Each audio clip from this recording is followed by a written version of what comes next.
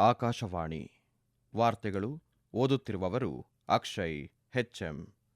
ಮುಖ್ಯಾಂಶಗಳು. ಭಾರತ ಮಂಗೋಲಿಯಾ ನಡುವೆ ನಿಯೋಗ ಮಟ್ಟದ ಮಾತುಕತೆ ಪ್ರಗತಿಯಲ್ಲಿ ಉಭಯ ರಾಷ್ಟ್ರಗಳ ದ್ವಿಪಕ್ಷೀಯ ಸಂಬಂಧಗಳ ಪ್ರಗತಿ ಪರಿಶೀಲನೆ. ರಾಜಕೀಯ ಜಾಹೀರಾತು ಬಿಡುಗಡೆಗೂ ಮುನ್ನ ಪೂರ್ವ ಪ್ರಾಮಾಣೀಕರಣ ಪಡೆಯುವಂತೆ ರಾಜಕೀಯ ಪಕ್ಷಗಳಿಗೆ ಚುನಾವಣಾ ಆಯೋಗ ನಿರ್ದೇಶನ. ವಿಶ್ವಸಂಸ್ಥೆ ರಕ್ಷಣಾ ತುಕಡಿ ಸಹಾಯಕ ರಾಷ್ಟ್ರಗಳ ಮುಖ್ಯಸ್ಥರ ಸಮಾವೇಶ ಯುಎನ್ಟಿಸಿಸಿ ನವದೆಹಲಿಯಲ್ಲಿ ಇಂದು ಆರಂಭ. ಹಾಗೂ ಟೆಸ್ಟ್ ಕ್ರಿಕೆಟ್, ವೆಸ್ಟ್ ಇಂಡೀಸ್ ವಿರುದ್ಧ ಸರಣಿ ವಶಪಡಿಸಿಕೊಂಡ ಭಾರತ. ವಾರ್ತೆಗಳ ವಿವರ. ಭಾರತ ಮತ್ತು ಮಂಗೋಲಿಯಾ ನಡುವೆ ನಿಯೋಗ ಮಟ್ಟದ ಮಾತುಕತೆ ನವದೆಹಲಿಯಲ್ಲಿ ಪ್ರಗತಿಯಲ್ಲಿದೆ. ಪ್ರಧಾನಿ ನರೇಂದ್ರ ಮೋದಿ ಮತ್ತು ಮಂಗೋಲಿಯಾ ಅಧ್ಯಕ್ಷ ಖುರೆಲ್ ಸುಖ್ ಉಕ್ನ ಸಭೆಯಲ್ಲಿ ಭಾಗವಹಿಸಿದ್ದಾರೆ. ಸಭೆಯಲ್ಲಿ ಎರಡೂ ಕಡೆಯವರು ದ್ವಿಪಕ್ಷೀಯ ಸಂಬಂಧಗಳ ಸಂಪೂರ್ಣ ವ್ಯಾಪ್ತಿಯನ್ನು ಪರಿಶೀಲಿಸಲಿದ್ದಾರೆ. ಮಾತುಕತೆಯ ನಂತರ ಹಲವಾರು ಒಪ್ಪಂದಗಳಿಗೆ ಸಹಿ ಹಾಕುವ ನಿರೀಕ್ಷೆಯಿದೆ. ಇದಕ್ಕೂ ಮುನ್ನ ಮಂಗೋಲಿಯಾ ಅಧ್ಯಕ್ಷರು ರಾಜಘಾಟ್ಗೆ ಭೇಟಿ ನೀಡಿ ಮಹಾತ್ಮ ಗಾಂಧಿ ಅವರ ಸಮಾಧಿಗೆ ಗೌರವ ನಮನ ಸಲ್ಲಿಸಿದ್ದರು. ಮಂಗೋಲಿಯಾ ಅಧ್ಯಕ್ಷರು ಇಂದು ಸಂಜೆ ರಾಷ್ಟ್ರಪತಿ ಭವನದಲ್ಲಿ ರಾಷ್ಟ್ರಪತಿ ದ್ರೌಪದಿ ಮುರ್ಮು ಅವರನ್ನು ಭೇಟಿ ಮಾಡಲಿದ್ದಾರೆ. ಇದೇ ವೇಳೆ ಮಂಗೋಲಿಯಾ ಅಧ್ಯಕ್ಷರಿಗಾಗಿ ರಾಷ್ಟ್ರಪತಿಯವರು ಔತಣಕೂಟವನ್ನು ಆಯೋಜಿಸಿದ್ದಾರೆ. ಮಂಗೋಲಿಯಾದ ಅಧ್ಯಕ್ಷ ಖುರೆಲ್ ಸುಖ್ ಉಕ್ನ ಅವರು 4 ದಿನಗಳ ಭಾರತ ಭೇಟಿಗಾಗಿ ನಿನ್ನೆ ನವದೆಹಲಿಗೆ ಆಗಮಿಸಿದರು. ಮಂಗೋಲಿಯಾದ ಅಧ್ಯಕ್ಷರೊಂದಿಗೆ ಸಂಪುಟ ಸಚಿವರು, ಸಂಸತ್ ಸದಸ್ಯರು, ಹಿರಿಯ ಅಧಿಕಾರಿಗಳು, ಉದ್ಯಮಿಗಳು ಮತ್ತು ಸಾಂಸ್ಕೃತಿಕ ಪ್ರತಿನಿಧಿಗಳನ್ನು ಒಳಗೊಂಡ ಉನ್ನತ ಮಟ್ಟದ ನಿಯೋಗವಿದೆ. ಮಂಗೋಲಿಯಾ ಅಧ್ಯಕ್ಷರಾಗಿ ಅಧಿಕಾರ ವಹಿಸಿಕೊಂಡ ನಂತರ ಖುರೆಲ್ ಸುಖ್ ಅವರ ಮೊದಲ ಭಾರತ ಭೇಟಿ ಇದಾಗಿದೆ.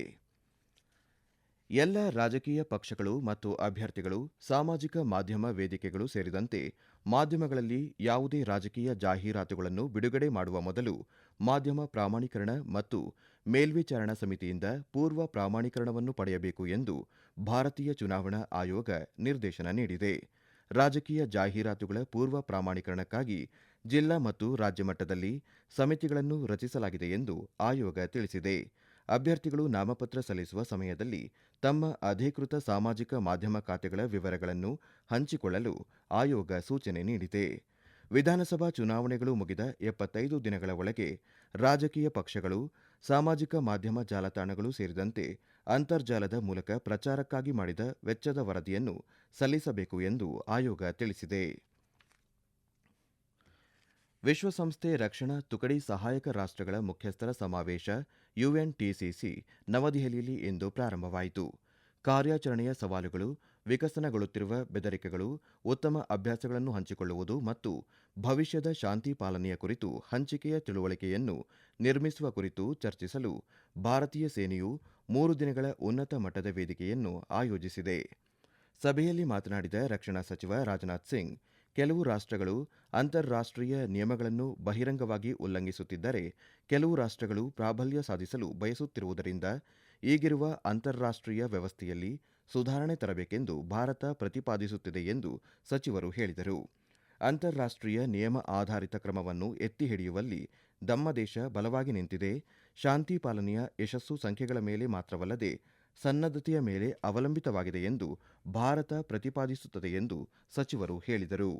Nowadays, some nations are openly violating the international rules. Some are trying to undermine it, while some want to create their own rules and dominate the next century. In all this, India, while advocating for the reformation of outdated international structures, stands strong in upholding the international rules-based order. ಶಾಂತಿ ಪಾಲನಾ ಕಾರ್ಯಾಚರಣೆಗಳ ಸುಸ್ಥಿರತೆಗಾಗಿ ಎಲ್ಲ ಸದಸ್ಯ ರಾಷ್ಟ್ರಗಳು, ಪಡೆಗಳು, logistic ತಂತ್ರಜ್ಞಾನಗಳು ಅಥವಾ ವಿಶೇಷ ಸಾಮರ್ಥ್ಯಗಳೊಂದಿಗೆ ತಮ್ಮ ಬೆಂಬಲವನ್ನು ಹೆಚ್ಚಿಸಬೇಕೆಂದು ಸಚಿವರು ಒತ್ತಾಯಿಸಿದರು. ಸುರಕ್ಷಿತ ಸಂವಹನ, ಕಣ್ಗಾವಲು ವ್ಯವಸ್ಥೆಗಳು ಮತ್ತು ಮಾನವರಹಿತ ವೇದಿಕೆಗಳಂತಹ ನಾವೀನ್ಯತೆಗಳ ಕಾರ್ಯಾಚರಣೆಗಳನ್ನು ಸುರಕ್ಷಿತ ಮತ್ತು ಹೆಚ್ಚು ಪರಿಣಾಮಕಾರಿಯಾಗಿ ಮಾಡಬಹುದು ಎಂದು ಅವರು ಹೇಳಿದರು. ಆತ್ಮನಿರ್ಭರ ಭಾರತ ಅಡಿಯಲ್ಲಿ ದೇಶವು ಶಾಂತಿ ಪಾಲನಾ ಕಾರ್ಯಾಚರಣೆಗಳನ್ನು ಬಲಪಡಿಸುವ ವೆಚ್ಚ ಪರಿಣಾಮಕಾರಿ ಸ್ಥಳೀಯ ತಂತ್ರಜ್ಞಾನಗಳನ್ನು ಅಭಿವೃದ್ಧಿಪಡಿಸಿದೆ ಎಂದು ಸಚಿವರು ಒತ್ತಿ ಹೇಳಿದರು. ವಿಶ್ವಸಂಸ್ಥೆಯ ಶಾಂತಿ ಪಾಲನಾ ಕಾರ್ಯಾಚರಣೆಗಳಿಗೆ ಸೈನ್ಯವನ್ನು ನೀಡುವ 32 ದೇಶಗಳ ಮುಖ್ಯಸ್ಥರು ಮತ್ತು ಪ್ರತಿನಿಧಿಗಳು ಈ ಸಮಾವೇಶದಲ್ಲಿ ಭಾಗವಹಿಸುತ್ತಿದ್ದಾರೆ. ಈ ವಾರ್ತೆಗಳನ್ನು ಆಕಾಶವಾಣಿಯಿಂದ ಕೇಳುತ್ತಿದ್ದೀರಿ.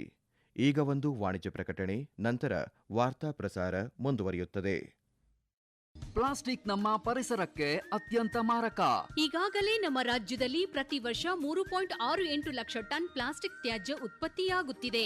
ಸಿಂಗಲ್ ಯೂಸ್ ಪ್ಲಾಸ್ಟಿಕ್ ಬಳಕೆಗೆ ನೋ ಎನ್ನಿ. ಪ್ರತಿಯೊಬ್ಬರೂ ಸಂತೆ ಮಾರುಕಟ್ಟೆಗೆ ವಸ್ತುಗಳ ಖರೀದಿಗೆ ಹೋಗುವಾಗ ತಪ್ಪದೇ ಮರುಬಳಕೆ ಮಾಡಬಹುದಾದ ಕೈಚೀಲವನ್ನೇ ಬಳಸಿ.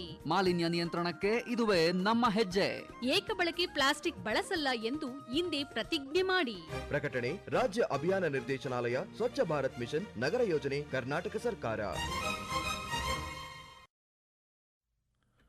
ರಾಷ್ಟ್ರೀಯ ಮಹಿಳಾ ಆಯೋಗ ಮತ್ತು ನೈಋತ್ಯ ರೈಲ್ವೆಯ ಬೆಂಗಳೂರು ವಿಭಾಗದ ರೈಲ್ವೆ ರಕ್ಷಣಾ ದಳದ ವತಿಯಿಂದ ಬೆಂಗಳೂರಿನಲ್ಲಿ ಇಂದು ಮಾನವ ಕಳ್ಳಸಾಗಣೆ ವಿರೋಧಿ ಕಾರ್ಯಾಗಾರ ಹಮ್ಮಿಕೊಳ್ಳಲಾಗಿತ್ತು.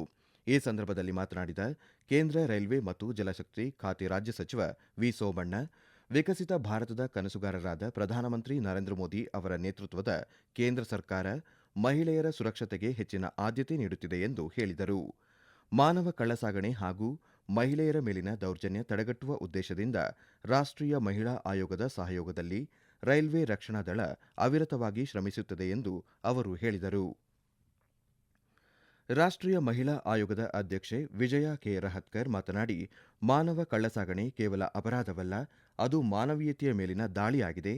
ಮಾನವ ಕಳ್ಳಸಾಗಣೆ ಮಕ್ಕಳು ಮತ್ತು ಮಹಿಳೆಯರ ಜೀವನವನ್ನು ನರಕ ಸದೃಶ್ಯಗೊಳಿಸುತ್ತದೆ. ರೈಲುಗಳಲ್ಲಿ ಏಕಾಂಗಿಯಾಗಿ ಪ್ರಯಾಣಿಸುವ ಮಹಿಳೆಯರ ಹೆಚ್ಚಿನ ಸುರಕ್ಷತೆಗಾಗಿ ರೈಲ್ವೆ ರಕ್ಷಣಾ ದಳವು ಸಿಬ್ಬಂದಿಯನ್ನು ನಿಯೋಜಿಸುತ್ತದೆ ಎಂದು ಅವರು ಹೇಳಿದರು. रेल मंत्रालय और भारत सरकार की इस गंभीर सामाजिक अपराध के विरुद्ध लड़ाई में राष्ट्रीय महिला आयोग के साथ खड़े होने का एक बहुत अच्छी प्रतिबद्धता दर्शाता है. राष्ट्रीय महिला आयोग की और रेल मंत्रालय की एक बहुत अच्छी तरीके से हमारा एमओयू बना है. जब एक दिन माननीय रेलवे मंत्री श्री अश्विनी जी के साथ मेरी मुलाकात हुई और हमने उनको जब बताया कि हमने मिलकर काम करने की बहुत जरूरत है, तो उन्होंने तुरंत ये कहा कि नेशनल विमेन कमीशन के साथ रेलवे मंत्रालय जरूर साझेदारी करेगा. ಕೋಲ್ಡ್ರಿಫ್ ಕೆಮ್ಮಿನ ಸಿರಪ್ ಸೇರಿದಂತೆ ಭಾರತದಲ್ಲಿ ತಯಾರಾಗುವ 3 ಕಲಬೆರಕೆ ಸಿರಪ್ಗಳನ್ನು ವಿಶ್ವ ಆರೋಗ್ಯ ಸಂಸ್ಥೆ ಗುರುತಿಸಿದೆ ಮತ್ತು ಈ ಉತ್ಪನ್ನಗಳು ಯಾವುದಾದರೂ ಇತರ ದೇಶಗಳಲ್ಲಿ ಪತ್ತೆಯಾದರೆ ಸಂಸ್ಥೆಗೆ ವರದಿ ಮಾಡುವಂತೆ ಆಗ್ರಹ ಮಾಡಿದೆ. ಕೆಮ್ಮಿನ ಸಿರಪ್ ಸೇವನೆಯಿಂದ ಮಧ್ಯಪ್ರದೇಶದಲ್ಲಿ ಹಲವು ಮಕ್ಕಳ ಸಾವು ಸಂಭವಿಸಿದ ನಂತರ ನಡೆದ ಪ್ರಮುಖ ಬೆಳವಣಿಗೆ ಇದಾಗಿದೆ. 2 ವರ್ಷಕ್ಕಿಂತ ಕಡಿಮೆ ವಯಸ್ಸಿನ ಮಕ್ಕಳಿಗೆ ಅಂತಹ ಔಷಧಿಗಳನ್ನು ಶಿಫಾರಸು ಮಾಡಬಾರದು ಅಥವಾ ವಿತರಿಸಬಾರದು ಮತ್ತು ಸಾಮಾನ್ಯವಾಗಿ 5 ವರ್ಷದ ಒಳಗಿನವರಿಗೆ ಶಿಫಾರಸು ಮಾಡುವುದಿಲ್ಲ ಎಂದು ಸಂಸ್ಥೆ ತಿಳಿಸಿದೆ. ದೆಹಲಿಯ ಅರುಣ್ ಜೇಟ್ಲಿ ಕ್ರಿಕೆಟ್ ಕ್ರೀಡಾಂಗಣದಲ್ಲಿ ನಡೆದ ವೆಸ್ಟ್ ಇಂಡೀಸ್ ತಂಡದ ವಿರುದ್ಧದ ಟೆಸ್ಟ್ ಕ್ರಿಕೆಟ್ ಪಂದ್ಯದಲ್ಲಿ ಭಾರತ 7 ವಿಕೆಟ್ಗಳಿಂದ ಗೆಲುವು ದಾಖಲಿಸಿದ್ದು ಸರಣಿಯನ್ನು 2-0 ಅಂತರದಲ್ಲಿ ವಶಪಡಿಸಿಕೊಂಡಿದೆ. 5ನೇ ಹಾಗೂ ಅಂತಿಮ ದಿನದಾಟದಲ್ಲಿ ಇಂದು 121 ರನ್ಗಳ ಗುರಿ ಬೆನ್ನಟ್ಟುವುದನ್ನು ಮುಂದುವರೆಸಿದ ಭಾರತ 3 ವಿಕೆಟ್ ನಷ್ಟಕ್ಕೆ 124 ರನ್ ಗಳಿಸಿ ಸರಣಿಯನ್ನು ತನ್ನದಾಗಿಸಿಕೊಂಡಿತು. ಮೊದಲ ಇನ್ನಿಂಗ್ಸ್ನಲ್ಲಿ ಭಾರತ 5 ವಿಕೆಟ್ ನಷ್ಟಕ್ಕೆ 518 ರನ್ ಮಾಡಿ ಡಿಕ್ಲೇರ್ ಮಾಡಿಕೊಂಡಿತ್ತು. ವೆಸ್ಟ್ ಇಂಡೀಸ್ ತನ್ನ ಮೊದಲ ಇನ್ನಿಂಗ್ಸ್ನಲ್ಲಿ 248 ರನ್ ನಂತರ ಫಾಲೋ ಆನ್ ಎದುರಿಸಿ ಎರಡನೇ ಇನ್ನಿಂಗ್ಸ್ನಲ್ಲಿ 390 ರನ್ ಗಳಿಸಿತು.